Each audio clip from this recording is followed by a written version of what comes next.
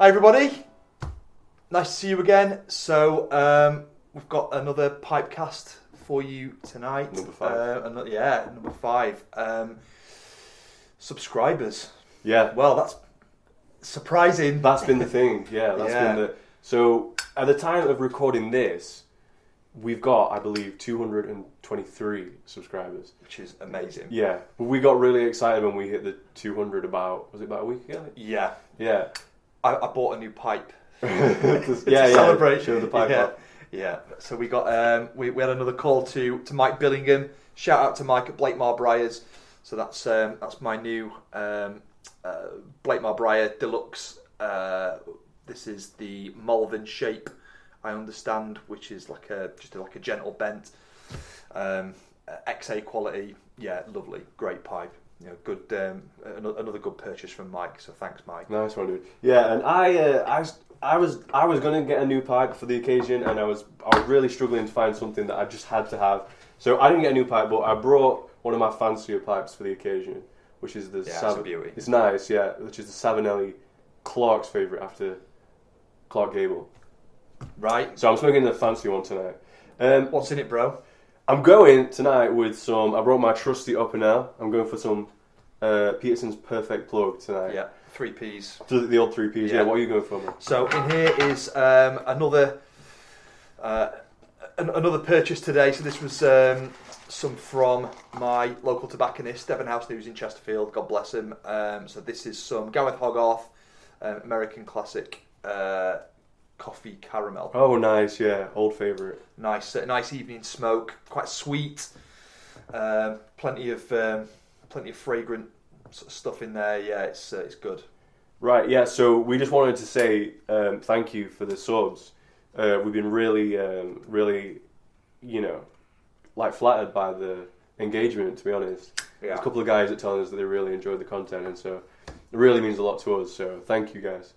We're going to move on to the subject of the Pipecast tonight, which we thought was fitting for the celebratory nature, which is the perfect pipe experience. The experience, yes. Because that's what it all comes down to, really. Yeah. So we're going to be talking about the little things that you can do to optimize your experience, your pipe smoking experience. Yeah, absolutely right. And I noticed that you've already started the experience. Right. That certain types of tobacco, they need a bit of prep work, a little bit of exactly. prep time. So this is all part of the experience for me. So this is plug tobacco, requires some preparation, right? You can use a cigar cutter for this. I like to use this little knife because it keeps a nice edge. And, it's all part of the little ritual that we enjoy, preparing the tobacco. I've spoken about this before, but you can get certain blends where it comes in flake or ready rubbed, and I always go for the flake, just to add the extra step of the ritual. Yeah.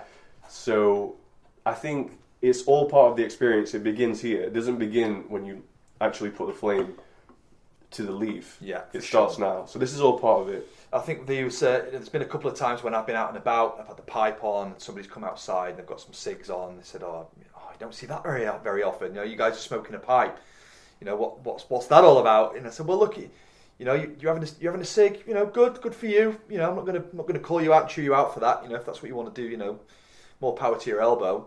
But for me, it's all about the experience, about getting what pipe am I going to take out with me tonight? Is it going to be a bent? Is it going to be a straight? I'm going to take my falcon for ease of use, change my bowl.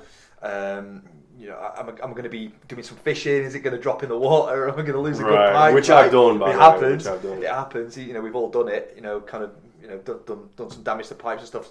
So that's one of the questions. Am I going to be at risk of losing a really good pipe? And then what kind of backing am I going to take out with me? What am I drinking tonight? Am I going to be drinking beer? Am I going to be on cocktails? Am I going to be on gin or bourbon or whiskey? What is it that I'm drinking? And that's really the focus of tonight's cast is what do we mean by the pipe experience, and how do we? There is no perfect answer as in the perfect experience for what's perfect for us. Right. It might be completely different for you guys. You might want to listen to something different, smoke something different, be somewhere different. But this is just some of the ideas that we just wanted to share with you guys, in terms of what we do. Yeah, excellent, man. Yeah, and something that you said there I thought was quite good. Like, there's a lot of, you'll find that as you get further into the hobby and as your collection of pipes grows, choosing a pipe... it is a hobby. Yeah. It feels like a lot like a hobby. Yeah, it's a hobby. Choosing your pipe is, kind of like part of the experience. Like, you look at your rack and you're like you said, do I want to go for like a little nose warmer? Yeah. Or do I want to go for like a longer, be a little bit fancy with a longer stem? Yeah. Do I want to go straight or bent? It's all part of it. So taking some time to choose the pipe. And we may as well, I think we can go from here onto like pipe shapes. Yeah, let's. And So what's the difference then? So I've got a couple that are in here. You've got what I would say is almost a Church Warden. It's kind of got a Church Warden. It's like a three-quarter Church Warden, right? Yeah. But so you might go, sort of at that length. I've got my Falcon Coolway. It's just a sort of a cheap and cheerful, but sturdy, reliable Church Warden. I've got my Blakemore Aristocrat Woodstock straight. I've got my Peterson Aaron Bent Apple, and the new Malvern Bent Deluxe. So which one? So I think one of the obvious dichotomies with pipes is straight versus bent. Yeah. There are shades of grey because there are like degrees of curve. Yeah. Obviously, so your like Peterson there has got quite a steep. So if you take a look at the profile there, that's and that was my first one. Man, I wanted a bent, and I went for probably the one I could have got. I did too. Yeah. And really, I think in my experience, the only difference well, there's two main things that come to mind.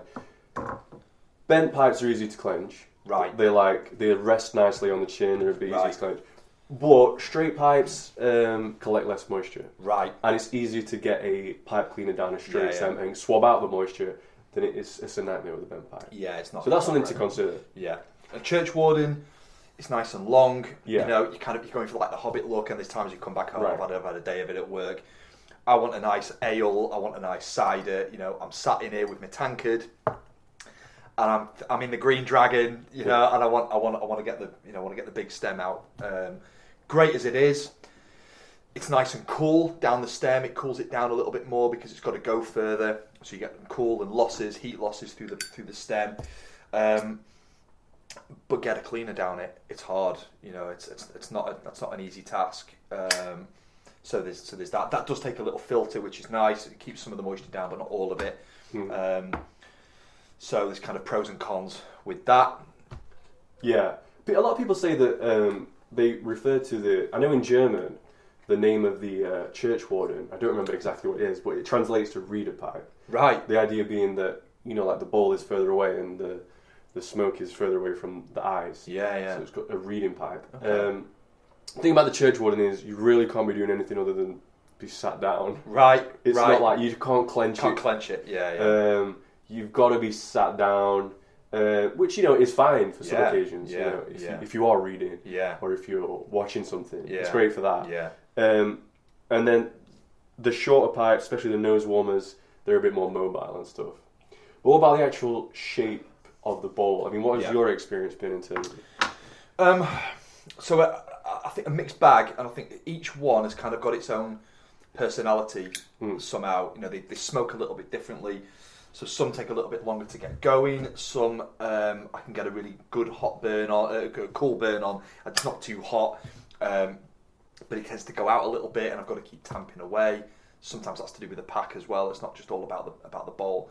But if I just focus on the pipe that I've just bought, because I can tell you a bit about what I've experienced in my first couple of days breaking this in, that it's quite a narrow bowl in terms of the walls. The walls are quite narrow, so it means that it heats up quite quick. Right. Which is good in some ways, because it means that I'm a bit of a chugger, and it's forcing me to take it steady. The other thing as well, which is good, is that once I put this down and bring it back up for another smoke, it's nice and cool. I haven't got to mess around too much with letting it cool down a lot. Right, so it dissipates. It cools down quick. Yeah. Right. So this is quite a gentle conical bowl. So it collects at the bottom. You tend to get a little bit of moisture collecting, which you do with bents. Yeah.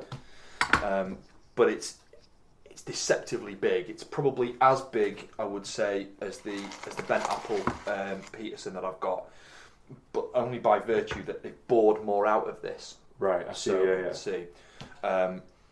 But it fits nicely. It clenches nicely. It's just slightly less bent enough that I can get a cleaner down it. But it does tend to collect a little bit of moisture, I've found. Right. Yeah. So that's the trade-off, right? Right. Exactly. And I think for me, I've spoken a bit about this before, but I think the other main dichotomy in bowl shapes, the way I see it, is bowls either tend to be taller and narrower, like your classic billiard, apple kind of thing, or they tend to be more shallower and wider, more like a prince or an author or diplomat. Yeah.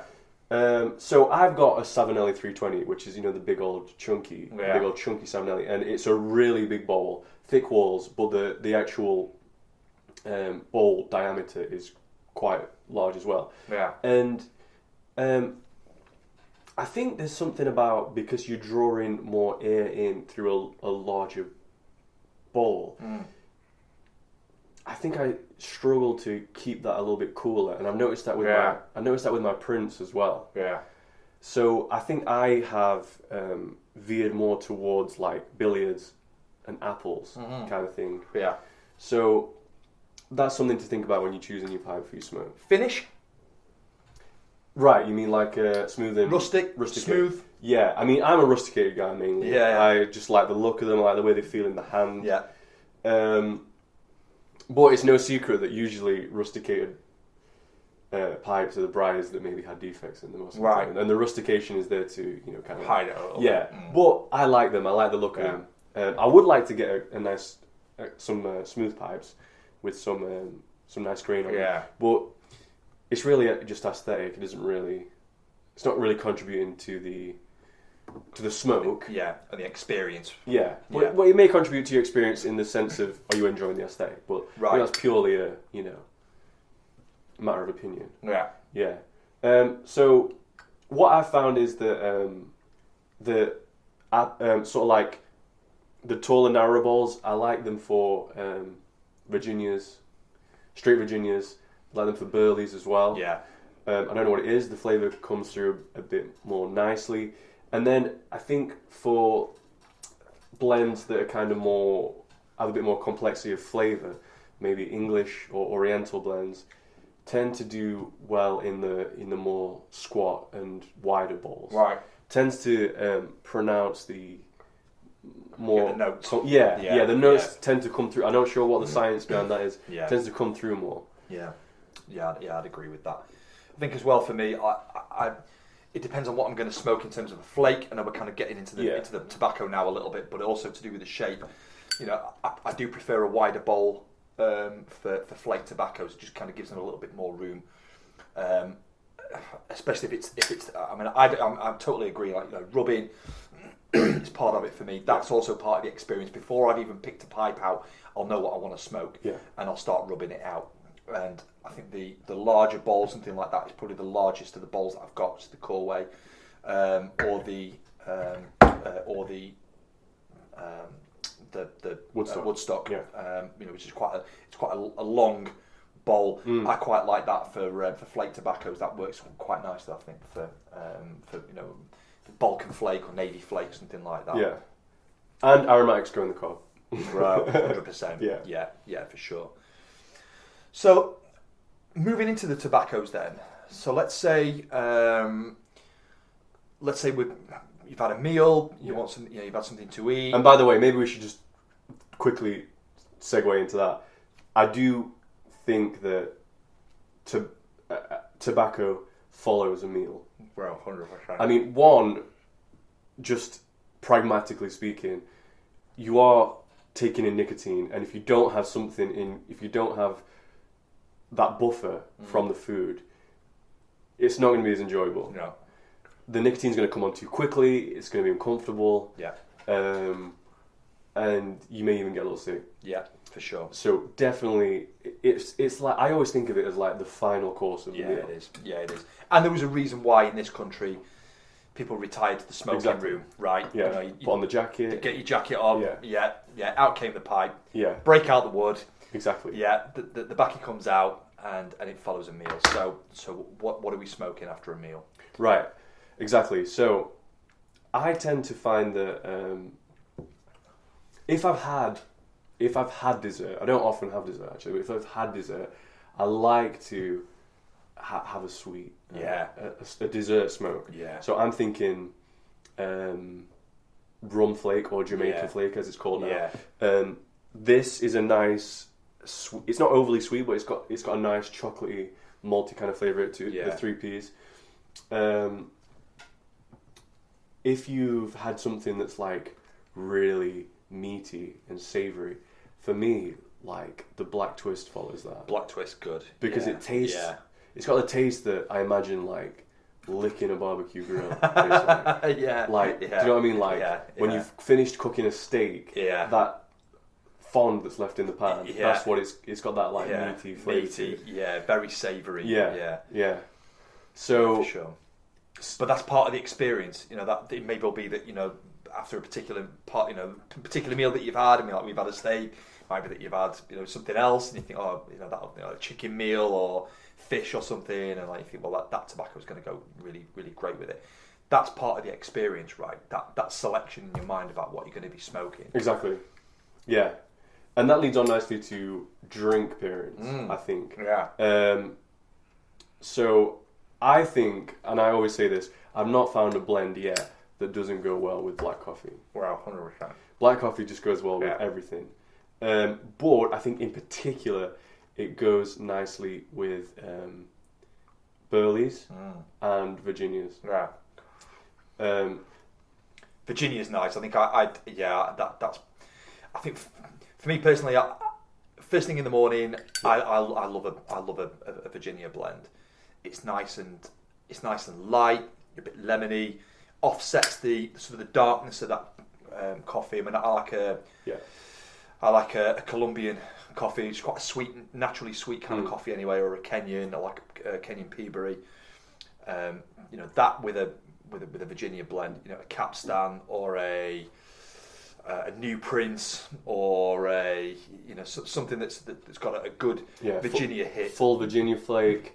Samuel Gower's Best Brown. Best Brown, yeah. They go really nice with a black coffee. But like you mentioned, the lemony, citrusy kind of notes of the Virginias, for me, don't go well with coffee with milk or cream. Yeah. Because that dairy and that citrus just clash. Things that go well with coffee and cream would be more like some of the more milder Burleys, I think. Because Burley's got like a chocolatey, nutty kind of a note that does go nicely with the dairy. Sort of toasted oat. Exactly, the toastiness, and also some of the I think of rum flake again, like a Burley aromatic. Yeah. Go on, man. So let's say like out and about, because it might be that we're talking about a meal, but let's say we're out and about, you know, we're going to go out for a couple of drinks. We're going to go to the pub. They've got a good smoking area. What we're going to pack in the bowl. So I did this last night, and my first dib into the cupboard was, where are my Cavendishes at? It's got a bit of everything. You know, it's a bit sweet. It's a bit nutty. You know, I've just picked up some more Peter Stockerby nougat. Great smoke. Yeah. You know, I've been enjoying that. Actually, like, you know, back in the Green Dragon, right? Into the Prancing Pony. I got some tumbleweed in the tin. I thought it just dried enough that I didn't have to do anything with it, but it wasn't too much that it was kind of smoking too hot. And I packed about 3.5 bowls in this, and ended up with tongue bite. Oh, yeah, of course. but what are we smoking, and how does that compare with what we're drinking? How does that work? Well, so let's say if you're at the pub, I mean, I think that if you're a beer drinker, I'm not a huge beer drinker actually, but I am. Yeah. But I think like those if you think about like a pale ale or some of the lighter like lagers and stuff, they've got those sort of citrusy notes that I think like suits a Virginia probably. Then obviously you've got your like porters and stouts. Yeah. That suit something like. One of my favourite pairings actually is like a dark milk stout and Bob's chocolate flake. Yeah. Old classic. Yeah. Creamy kind of milk stout with the creamy milk chocolate from the Bob's chocolate flake. Yeah. That I enjoy. Yeah. Old Peculiar was my favourite with Bob's chocolate. Yeah. Or Best Brown. I've had it with Best Brown as well, and that's great. That's a great combination. Yeah. What about whiskey? What do you like with whiskey? Well, it depends what kind of whiskey. And again, are we if we're talking strictly whiskey and not bourbon, I think that's kind of its own thing. I mean, we're drinking Bullet tonight, so we've got some bourbon on the go. The rye, it's all about the rye at the moment. Yeah, I love the rye content. Yeah, I've been red pilled purely from Barry on rye content. But yeah, so I mean, I've just been picked up. It was my birthday a few weeks ago, and I bought a bottle of Smokehead, which is almost as smoky, I would say, as the Lafroig, but not quite. But man, that's all Latakia. Yeah. It's like drinking Latakia. And because of that, you think, oh, maybe it's overkill. No, they go great. They go great. So it might be that I've got a Latakia blend, something like a Squadron Leader, which is a great kind of pub smoke. You know, it's already ribbon cut. It's a nice Gareth Hogarth mix. Yeah. Easy to smoke, but it's got that bit of Latakia in there for sort of flavour and enhancement. Or I might just dip into my into Tumbleweed or Black and Brown, and I'll just add a bit of pure Latakia in there for a bit of interest. You got some blending Latakia, didn't you? Yeah. But I remember, I think like Squadron Leader was actually like the first blend that you smoked. Right. I remember you saying like quite from the get go that it reminded you of Lafroig. Right. Peaty. It's got like a peaty, kind of like musk to it. Right. So Latakia and Scotch, smoky Scotch. Right. With Latakia, I like one of my favourite pairings is Commonwealth mixture, which is 50% Dark Virginias, 50% Latakia. Yeah. So it's got the big hit. Yeah, it's a Latakia bomb basically. Yeah. I love it with Pedro Jimenez sherry, which is like quite a thick, really sweet sherry. It's kind of like Christmas cake, raisins in liquid form. And I don't know, there's something about the mouthfeel of the Latakia and the sweetness of the, I don't know, it goes well for me. Right. Yeah. And then in terms of, so we've had a couple of drinks out, might have had some food. We've come back, we're having an evening, we're getting into the chit chat, and I'll turn around to Barry and say, "We haven't got any music on. Yeah. What are we putting on?" It's a good point. I mean, we've had different kinds of music on. I mean, one that we always go back to is jazz. Yeah. We like some jazz. A lot of Miles Davis. A lot of Coltrane. Yeah. For me, I love the jazz, and I think it provides particularly if I'm alone, it provides this kind of like, the whole thing about jazz is kind of this like formless form. Like it does follow a structure, but there's actually a lot of formlessness in it. And for me, it just kind of like provides this kind of background to my own kind of like inner monologue, whatever I'm thinking about. Yeah, like your thought pattern. Exactly, yeah. And it just kind of like really adds to the experience, because I think there's something about the effects of, slowing down with a pipe and the effects of the actual nicotine itself that bring about a slowing down of the thought process. Yeah. Not in like a hindering kind of way, but in a helpful kind of way.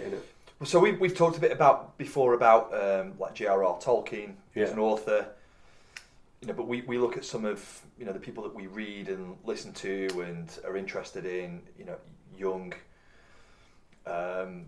I look at people like Hemingway. Right? All these kind of authors and stuff, and they've got stuff that's swirling around in their mind. But Twain as well. Twain, but they've always got the pipe in their mouth. Yeah, exactly. Yeah, and I don't think that's by mistake. Absolutely not. It is sort of like a thinking tool in a way. It's part of the experience. Yeah. Their experience being their authors. It's kind of what they do. I mean, my starets is a former rail engineer, and they were saying, they sit down and they were drawing, and they're drafting up these big sort of drawings, pen and ink drawings. It was all then in the 50s and 60s. They'd all had the pipes on. Yeah. all had the pipes on. Like they were all. Can you imagine what the room notes were like? Oh, Some of those drafting rooms. Yeah. And all the old guys that stood around the big tables, you know, with pen and ink, drawing these things out. Right. Everyone's got a pipe A on. lot of Condor a bit. Condor, St. Yeah. St. Bernard's. St. Bruno. St. Bruno's. Yeah. Yeah. So all these kind of old blends that they'll have been banging on. Yeah. So jazz is great. I really enjoy the jazz. We've had a bit of country. Country. Yeah. Mainly Mainly Coulter Wall. Yeah. Johnny Cash, Johnny bro. Cash, Yeah, I've really been into Johnny Cash just recently. Yeah. But I mean, it's whatever you like. I just think it provides. It's like a nice little sensory aesthetic experience to back it up. You know? And we're both ex-metal heads. Yeah. Can you ever be an ex-metal head? You still kind of like it every now and again and kind of dip into it. Oh, for sure, man. Yeah, I always go back to it. Yeah. But yeah, you know, maybe a bit of classical sometimes as well now. Classical's nice. Been trying to red pill you a bit on Wagner. Yeah, I've listened to a bit of Wagner lately. Yeah, the Rheingold. That's what it's called, right? Rheingold. Yeah. I like Elgar. I like Elgar. Yeah. I do like Shostakovich, but I don't know if it's suited to pipe smoking. It's a little bit. It's a bit intense. It's quite intense. Yeah. Who else do I like for classical? So I'm quite a Beethoven fan, you know. Yeah. I like Chopin. Actually. Chopin's good. List. But yeah, so that can sometimes go on. That's very old school. It is old school. It's pretty old school. But then in terms of in terms of sort of personal taste, it's whatever kind of fits with your aesthetic. You know, right, exactly. But like you said, I can't imagine like getting down to some metal. It doesn't seem to go with it. Country does. Yeah. You can imagine like some old cattle wranglers out on the frontier. Smoking the cobs. Probably. Out probably on smoking some Burley, Virginia. Right. That kind of goes. Yeah, out on the frontier. Yeah. Oil in the 6-shooter. Exactly. Yeah. Yeah. You can imagine like a smoky jazz lounge. Right. Seems to. Do you know what I mean? Yeah. You can imagine like the these guys putting the smoking jacket on, listening to a bit of classical. So for me, they kind of fit. Yeah. But like you said, man, it's what you enjoy, I guess. Yeah, for sure. That's what the aim of the game is with pipe smoking. It's enjoying it, enjoying what you smoke, enjoying the experience. For sure. So, and then in terms of the other kind of aspect of the experience, I think. So I was listening to there's a guy, a cottage piper. On YouTube, so it's kind of a half a shout out, and I will maybe we'll put the link in the description. But he was talking about sort of conversation about the things that you were kind of reading and discourse. You know, that it's an opportunity when you've got a pipe, and especially when you're doing it kind of socially. If you've got kind of a couple of guys round, you know, we're talking about politics, or we're talking about philosophy, or we're talking about art, or we're talking about, you know, whatever it is, clothing or whatever. It could be anything, fashion, whatever.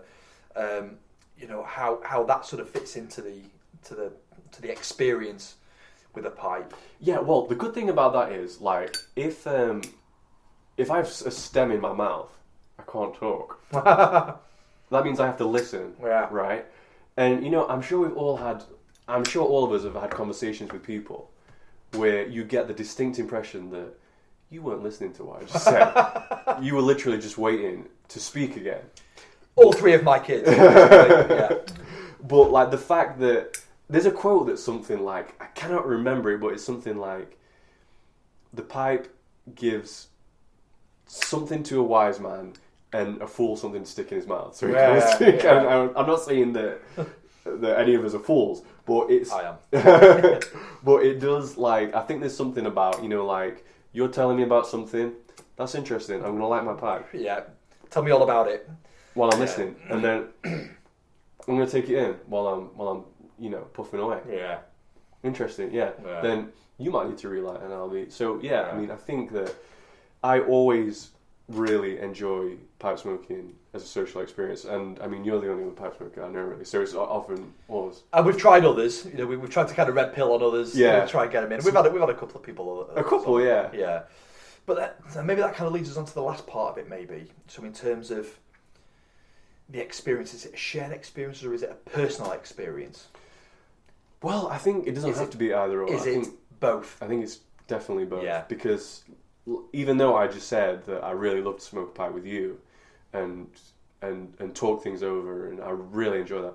I think both of us will agree that sometimes like a solitary smoke is like just what you needed. Sometimes. Bro, 100%. So I'll put a scenario out for you.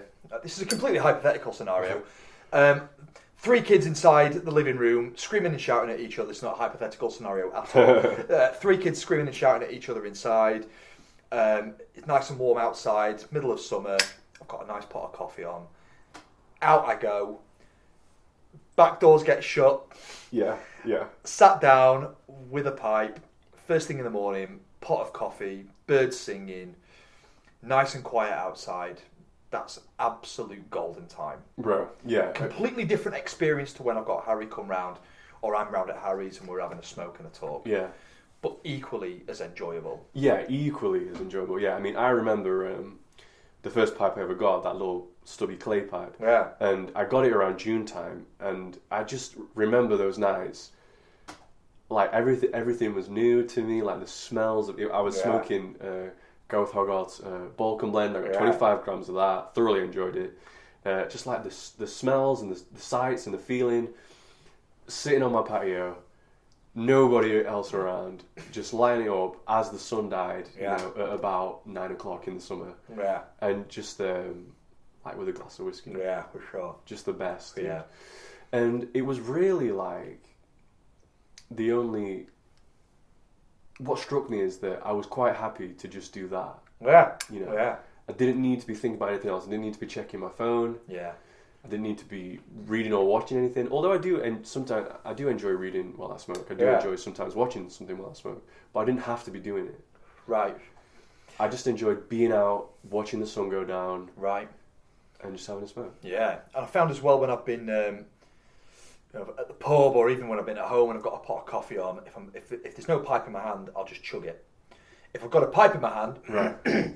I'll savour it. I'll enjoy it. And something that struck me last night when I was out and about with a colleague, former colleague of mine, we've been out for a couple of drinks, called off for a nightcap. There was a guy outside in the pub, and we're both having a smoke. He got some cigs on, and he just said to me, "Oh, you don't see a pipe very often these days." I said, "Well, no, maybe not." I said, "But I love it. I'd never go anywhere else. I like a cigar, but there's something different about a pipe, and it makes me drink differently. I drink slower. I enjoy what I'm drinking." Yeah, definitely. I mean, I've spoken about this before, but I've always been a little bit wary of like how fast or how much I'm drinking an alcoholic drink when I'm smoking a pipe. The thing about cigars is there's no tongue bite, there's no mouth burn from a cigar. With a pipe, there is. You got a warning. Yeah. And I've spoken about this before, but the more you drink, the sloppier your technique gets. Correct. The more likely you're going to get tongue bite. And we've done it. Oh, man. I did it last night. So yeah. I used to do it a lot, bro. Yeah. I used to come over here, drink too much too quickly, and then I would go back with like severe bite that lasted for days. Yeah, and a fire-alarm hangover. Yeah. You don't enjoy your smoke as much in the subsequent days because you're tongue bite. So yeah, that's a good point, man. Yeah.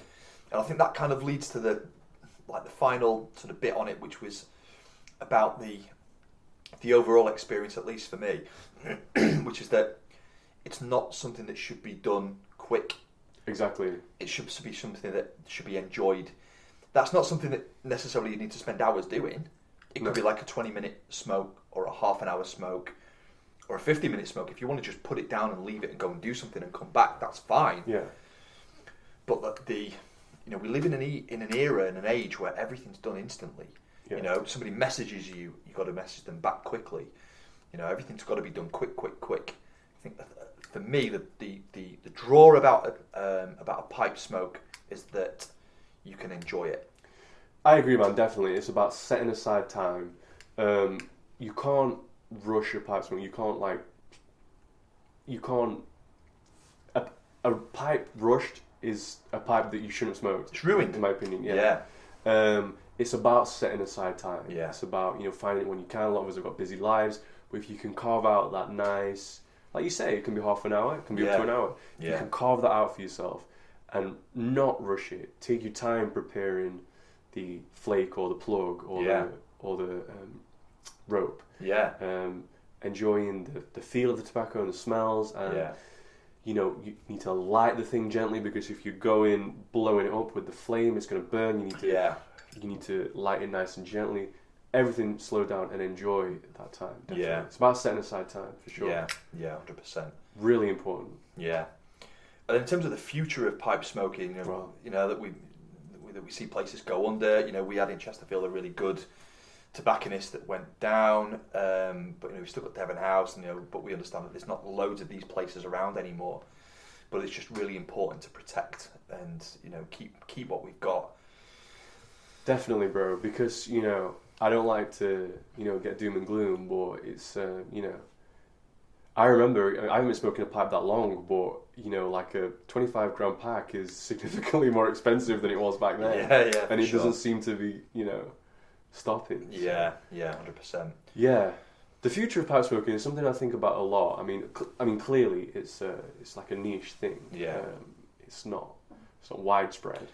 No, but you described it as a hobby before. Yeah. And I think that in itself was a complete jar against what the establishment understanding of smoking is. You exactly. know, you kind of see people with cigs, and they're kind of, you know, it's done in 2 or 3 minutes.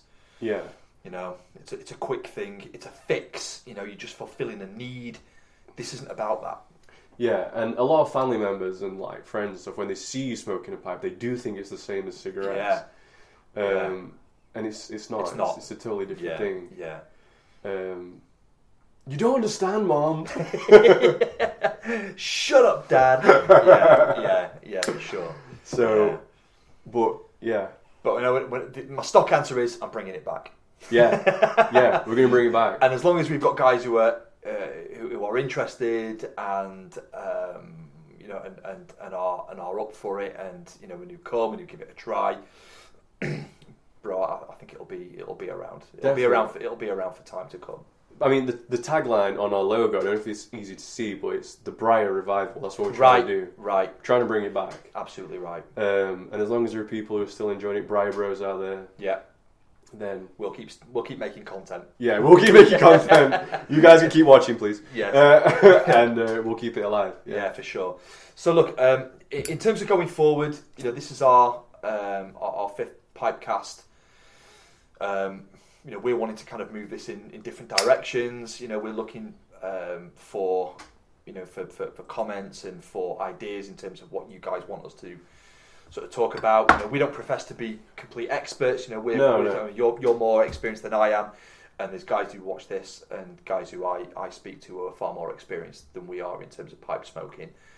And you know, we're all up for, you know, trying new things. So please, you know, if you've got comments, you've got ideas, do you want us to look into, you know, leave us a comment, let us know. Yeah. We'll put some we'll put some polls out in descriptions in some little posts. Yeah, in the community section, because we do hear in the comments from like new pipe smokers who are saying, you know, that, you know, thank you for that. I'm a new pipe smoker. That was helpful. Yeah. So, and I always say, you know, if there's anything that you know need help with, do let us know. Yeah. So yeah, leave in the comments if you've got any idea, and I'll put some community posts up too.